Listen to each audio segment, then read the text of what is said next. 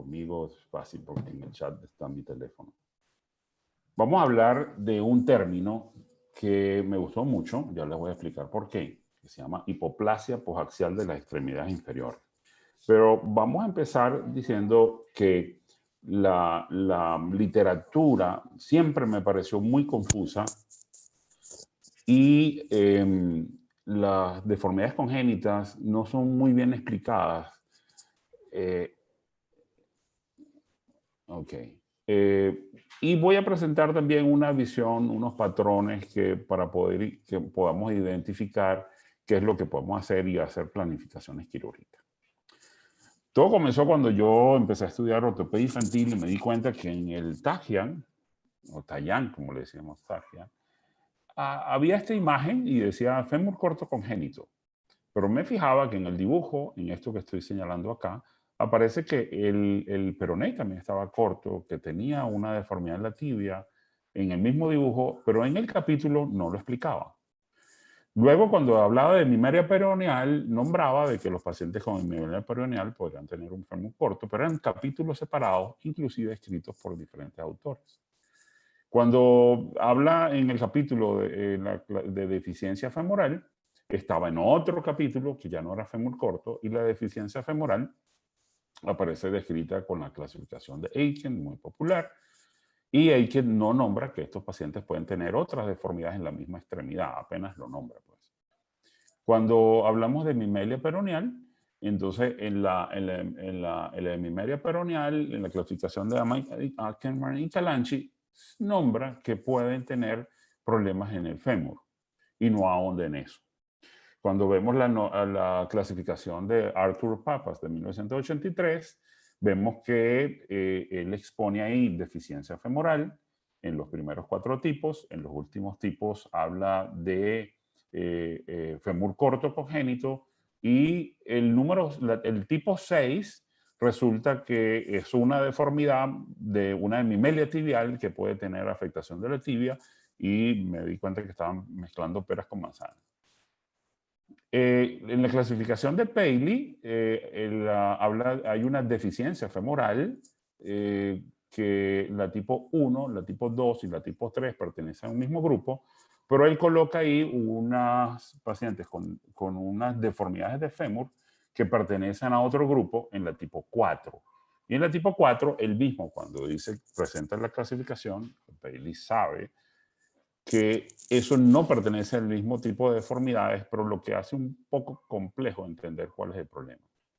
En la clasificación entonces de hemimelia peroneal de Staninsky, de la pareja Staninsky, además de que impacta mucho porque tienen unos criterios de amputación muy ligeros, para mi gusto, que soy reconstructor, y tampoco fíjense que no hace alusión mucho al fémur durante el artículo. John Birch hace una clasificación donde ya los vamos a nombrar. Y Paley habla de hemimelia peroneal, pero solamente enfoca en su clasificación el problema del pie, lo cual está muy bien, una excelente clasificación. Y aquí está la de John Birch. La de John Birch es en el dibujo, fíjense que por fin aparece una clasificación donde se incluye problemas del peroné, problemas de la tibia, problemas del pie y del fémur, todo como un complejo, pero solamente lo hacen en el dibujo, no en el texto. Entonces, tenemos un problema de que yo me di cuenta desde el principio que algo estaba pasando. En el año 2000 aparece un artículo de, otra vez, mi amigo Peter Steven, a quien admiro mucho, y es el único artículo que él escribió sobre esto, porque él no se dedicó a esta área, pero ese artículo para mí fue muy importante. Él lo nombró el artículo como Post-Axial Hypoplasia of the Lower Extremity, donde el término post-axial, yo decía, por supuesto que lo he visto antes, y el de hipoplasia también. Entonces, él presenta un complejo en el cual los pacientes tienen esto, tienen un fémur corto congénito y tienen una hemimelia peroneal de alguno de los tipos descritos por Ackermann y Calanchi. Entonces, este conjunto, él describe 4 pacientes en los cuales tienen un conjunto que ya vamos a describir. Entonces, ¿Qué significa preaxial y posaxial? Es un término que viene más allá del nacimiento, es del embrión. Y en el embrión los genetistas dividen al muñón, que luego va a ser la extremidad, en lo que está por delante de su eje y lo que está por detrás de su eje. Lo que está por delante del eje es preaxial y lo que está por detrás del eje es posaxial. Delante del eje está el pulgar de la mano y está el hallux. Esos son preaxiales. El meñique y el quinto dedo son posaxiales. Por lo tanto, el peroné o fíbula es posaxial, ¿verdad? La tibia es preaxial, el radio es preaxial y el cuito es posaxial. Eso es una división y con lo cual de ahí donde viene el nombre. Ese nombre fue utilizado en la clasificación de O'Reilly, donde es la más antigua de todas, donde divide las deformidades congénitas en transversas y paraxiales. Es decir, transversas son las que se ven aquí, que son amputaciones, ¿ok? Focomelias, ese tipo de cosas. Y las paraxiales es donde hay una deficiencia de una parte de la extremidad, normalmente paralelas al eje, por eso se llaman paraxiales. Y las paraxiales, y ahí es donde vamos a caer en el tema, se dividen a su vez en preaxiales y posaxiales según la clasificación genética. Entonces, las deformidades, y en este dibujo es muy explicativo, las preaxiales, y vean este dibujo, se refieren a la parte medial distal del fémur, a la tibia y a la parte medial del pie y retropié, que es el hallux y el primer rayo. ¿Ok? Y la posaxial se refiere al acetábulo, al fémur, pero a la parte lateral del fémur distal, al peroné, algo de tibia y a la parte externa del pie y el retropié. Entonces, en las preaxiales se refiere a la genesia del radio y a la hemimelia tibial, que son las dos grandes enfermedades que se pueden enfocar en otra clase que tendré gusto de dar cuando sea conveniente y me lo pidan, porque es otra clase aparte, donde son deformidades preaxiales. Entonces ya tenemos un bosquejo de cómo se dividen las deformidades congénitas. Las posaxiales, entonces ya les expliqué este dibujo, y las posaxiales empezamos a dividirlas con la descrita por el doctor Peter Stevens. Peter Stevens describió lo que yo llamo ahora el patrón tipo 1 o patrón tipo Peter Stevens, donde es un fémur corto, la hemimelia peroneal, y esos pacientes vamos a desglosar este patrón tipo 1. El patrón tipo 1 es esta imagen que ustedes ven ahí, es un fémur corto, rotado externamente, siempre está rotado. Búsquenlo. Bueno, no, en medicina no se puede decir siempre, pero casi siempre está rotado. Tiene una torsión tibial interna, ¿ok? Tiene una hemimelia peroneal de algún tipo. Puede tener una displasia de cadera y hay que buscarla. Si no la tiene, tenemos que buscarla. El cóndilo lateral es hipoplásico. ¿Se acuerdan el dibujito de posaxial donde tomaba esta parte? Bueno, el cóndilo lateral, al ser hipoplásico, el ángulo femoral, el ángulo lateral distal femoral es pequeño, lleva hacia el valgo femoral distal con un core articular. La rodilla es displásica, por tanto, ¿ok? El surco está hipoplásico y en esta clasificación que la utilizo, que es de Manner, una visión en túnel de la rodilla, dependiendo de cómo se ve el túnel, eso indica que hay una displasia o una agenesia del ligamento cruzado anterior, inclusive puede llegar a ser de posterior, pero normalmente es el anterior que llama mucho la atención.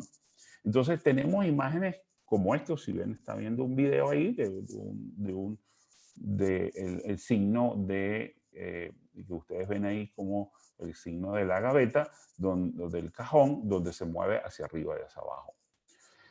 Hay una displasia del tobillo porque el peroné puede estar hipoplásico y la clasificación de Choi, Lipton y la gente de DuPont hicieron esta clasificación justamente Lipton la hizo cuando yo estaba allá y lo ayudé a clasificarla y ordenar todo el trabajo sucio de la radiografía. Y después apareció el artículo. Entonces, este trabajo simplemente es una clasificación de la displasia de tobillo. Yo lo llamo displasia de rodilla, displasia de tobillo, displasia de cadera. El hecho de que haya una coalición del tarso lleva a que se produzca en las hemimelias peroneales leves una articulación en cuenca y bola, en ball and socket. Hay una coalición del tarso, como ustedes ven ahí, y esta coalición del tarso lleva a una cuenquibola, y aquí ven la fusión, y esto es bastante común. Entonces tenemos coalición del tarso, además, agenesia de los rayos externos, como ya expliqué. El hecho de que tengamos un patrón 1, entonces definimos que este paciente tiene una pierna corta, y la discrepancia es lo que más llama la atención. Por supuesto, al tener si no lo examinas como lo hemos examinado, solamente vas a ver una discrepancia y quizás vean un genuvalgo. No van a ver las rotaciones del fémur externa, rotación interna de la tibia. Es muy raro que alguien se dé cuenta que el ligamento cruzado y que tenga una displasia de rodilla. Y todo esto casi siempre lo tiene. Es cuestión de examinarlos bien. Entonces, teniendo todo esto, el paciente tenemos que estar seguros que tengamos una cadera estable, si no hay que estabilizarla, una rodilla que sea estable, y si no tenemos que estabilizarla quirúrgicamente, y un tobillo también tenemos que estabilizarlo. Una vez que hemos hecho la alineación y estabilización de las articulaciones y de la extremidad, entonces hacemos un alargamiento, siempre después. Aquí tenemos un paciente, el cual tiene torsión femoral externa, torsión tibial interna. Aquí ven el signo del cajón. Aquí ven la torsión tibial interna. ¿Qué hicimos con este paciente? Hicimos una cirugía que se llama super knee, pero donde se le sustituyó el ligamento cruzado. Voy a ir rápido con las partes que son muy específicas.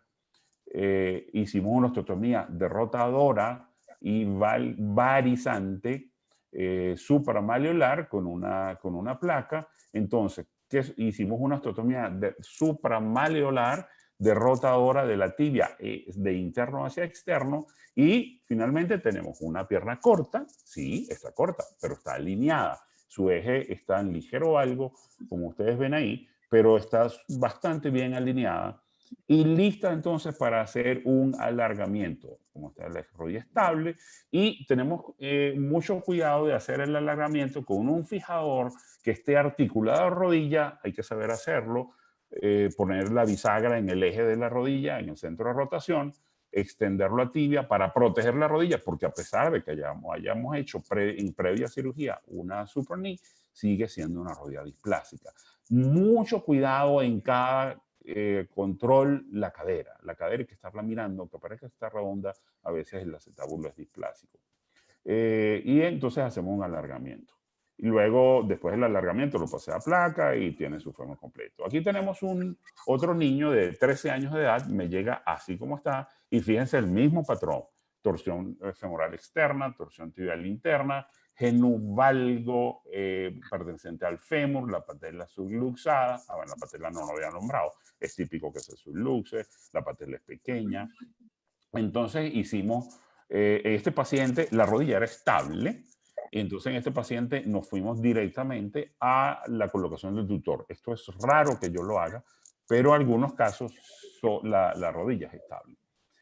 Entonces se colocó un tutor. Este tutor es un tutor monoplanar que se articula y se une, como ustedes ven acá, a un ilízaro. Es un ensamble muy particular para poder hacer alargamiento de fémur y tibia al mismo tiempo.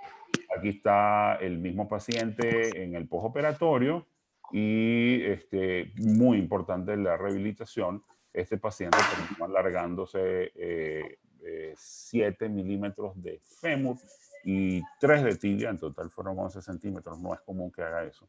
Aquí se le hizo una fisiodesis. No hagan esto, hacer fisiodesis con este sistema. Lo hice porque era lo que teníamos a mano en ese momento, era una cirugía particular, después le cuento por qué. Pero lo ideal hubiese sido con unos tornillos canulados, que es lo que yo normalmente hago. Gracias a Dios funcionó, no creó ninguna deformidad, y aquí está el muchacho ya en el postoperatorio, caminando. ya juega tenis, muchacho.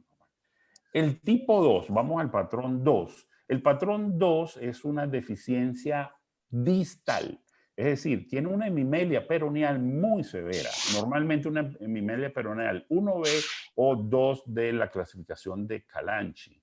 Entonces tenemos un fémur corto y una afectación de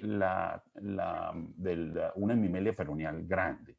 Estos pacientes, al contrario, recomiendo comenzar por el pie y el tobillo, luego la rodilla y la cadera, para luego hacer un alargamiento. Aquí tenemos un ejemplo de un caso reciente. Este es un niño con, usted ven, agenesia de los dos rayos externos, ven el patrón, tiene un fémur corto, si es verdad, pero la rodilla es estable, y entonces ven la deformidad de la tibia. Este caso, en la clasificación de Ackerman y Calanchi, recomienda la amputación. ¿Qué tipo de amputación? Sain, pero no corrigen la curva. O sea, es un enfoque con el cual no estoy de acuerdo. Entonces, este paciente se le hizo una super ankle, pero el tipo más moderno que me enseñó el doctor Dropaley, que se llama short, por las siglas, pero realmente se hace un acortamiento agudo. Aquí ven ya con la colocación de la placa. Y aquí ven, este sí es una idea mía, no lo hago con tutor inicialmente, hago el short, hago la plastia de las cicatrices. Y aquí está bien un fémur cortico, un pie, en este sea en equino, pero es en equino, pues la posición que tomaron la radiografía, el paciente tiene su pie y tubillo móvil y plantígrado, y aquí está listo para hacer la siguiente cirugía, que sería el retiro de la placa y alargamiento. Aquí está un paciente con una deficiencia mixta. Ustedes ven ahí que es un patrón 2 también. El fémur está corto, tiene una deficiencia femoral focal, tiene un problema en la tibia con una hemimelia peroneal. Este es un caso más viejo. Le hice un superankle por el abordaje lateral, que ya no lo hago más, pero me funcionó bien. Y aquí está ahora una tibia derecha, un tobillo funcional y un fémur corto, al cual se le hizo posteriormente un super hip. Y entonces fíjense que empezamos de abajo hacia arriba. Entonces, terminamos ahora con el último tipo, que se divide en dos, que es el tipo 3. El tipo 3 es una deficiencia femoral focal proximal, es un término muy antiguo, que también otros autores les gusta decir que es deficiencia femoral congénita, simplemente. Y la deficiencia femoral congénita, unida con todos los hallazgos que tenemos de una hemimelia peroneal, los da el tipo 3. La clasificación de Paley, que es muy útil, la 1, la tipo 1, que es 1A y 1B, se diferencia de la 2 y la 3 en que en la 1 hay un fémur completo, hay conexión entre la cabeza y el fémur. En la 2 hay una cabeza y no hay conexión con el fémur, y en la 3 no hay cabeza. Entonces yo divido, para mi utilidad de mis patrones son los tipos 1 y los tipos 2 y 3. Entonces aquí vamos, la 3A, aquí ven la 3A. En la 3A, entonces tenemos una deficiencia femoral focal proximal. Se aborda con una super hip, una cirugía que requiere toda una charla, en la cual se hace liberación de partes blandas, osteotomía femorales, osteotomía pélvica. Aquí ven un paciente que tiene una deficiencia femoral, tipo cuello, ¿verdad? Y el postoperatorio justamente al lado, así nos quedó, un fémur chiquito, corto, bonito. Y aquí está el muchacho con deficiencia femoral, pero útil. Y luego se le colocó un tutor para hacer un alargamiento femoral. El tutor igual, protegiendo la rodilla. Y aquí está el alargamiento y un postoperatorio de varios años. Aquí está otra paciente con una tipo 3A, donde ven un fémur corto. Aquí, con la compañía Texic de San Pedro, se le hizo una placa a la medida, y con esta placa a la medida nos facilitó mucho el trabajo. Y aquí era para ver las deficiencias de la pelvis. Se le hizo una super hip, una osteotomía balizante con una placa hecha a la medida. Aquí ven colocando la placa. Aquí ven la placa ya colocada en el intensificador de imagen. Le hice una osteotomía pélvica porque tenía una deficiencia, una displasia acetabular. Se le hizo un super knee al mismo tiempo, una cirugía grande, como ven. Finalmente tenemos un fémur corto, con una rodilla útil, estable y listo para el alargamiento. Este es otro paciente muy pequeñito de 12 meses. Y el problema de tener 12 meses y listo para la cirugía es que no hay una placa especial para estos pacientes. Entonces se le hizo una placa custom made o hecha a la medida con TechFit. Y aquí está la placa colocándose. Esta es la plaquita, tiene algunas ventajas, tiene anteversión y todo esto. Y aquí vemos la placa colocada. Sigo más adelante, aquí está una tipo cuello, una deficiencia tipo cuello. Fíjense acá a este paciente se le hizo un super hip, se le colocó aquí BMP porque este cuello es cartilaginoso y muy deficiente, y aquí ven cómo funciona de verdad muy bonito el BMP. Y aquí vemos ahora donde no existía un cuello, ahora vemos un fémur. A este fémur se le colocó un tutor externo para hacer alargamiento, y aquí ven el último control con una discrepancia que necesita otro alargamiento. En la tipo 3B es donde no hay conexión entre el fémur y la cabeza, que son estos tipos, y en este tipo de casos yo recomiendo hacer una rotacionoplastia descrita por Brown, no es Wagner es otra cosa y siempre se confunde. Brown y Paley tiene una explicación muy buena de cómo se hace. Cirugía más compleja, es la cirugía más compleja. He tenido fracasos lamentablemente y éxitos como el que les voy a mostrar. Fracasos no significa que no sean solucionables, son. Y aquí tenemos a un paciente que se le hizo de 11 años de edad, que me llegó con este fémur sin conexión absoluta con el acetábulo. Se le hizo una rotacionoplastia.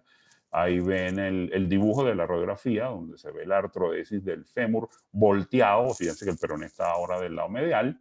Y aquí está mi amigo Simón extendiendo y funcionando. Es uno de los momentos más alegres de mi vida comparado con los momentos familiares. Eso es una belleza cuando veo a Simón.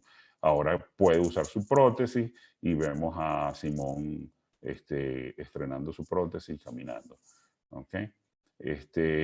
Aquí está cómo funciona su muñón. Y tengo varios cositos para mostrar de este tipo, que son los mejores son los que se hacen después de los 8 años de edad. Son la edad que yo recomiendo para hacer esta cirugía. Entonces, definitivamente la deformidad congénita de las extremidades inferiores se divide en preaxiales y posaxiales, y las posaxiales las podemos dividir en 4 tipos, en 4 patrones realmente: tipo 1, tipo 2, 3A y 3B. Muchas gracias.